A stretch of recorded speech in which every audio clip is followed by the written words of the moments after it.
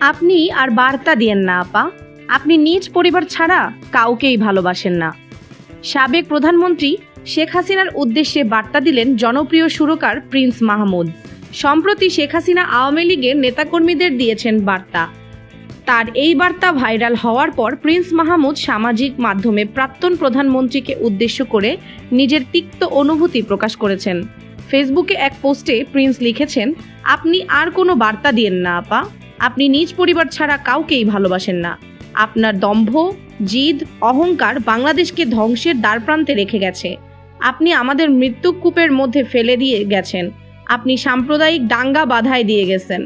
আপনার কান্না এখন কুমিরের কান্না লাগে। আপনাকে বিশ্বাস করি না, আর কথা বললেন না, আর না। পোস্টের মন্তব্যের ঘরে প্রিন্স মাহমুদ আরও লিখেছেন, নতুন প্রজন্মের হাতে দেশকে সমর্পণ করেছি বার্তা দেন, ক্ষমা প্রার্থনা করেন, আর খেলবেন না।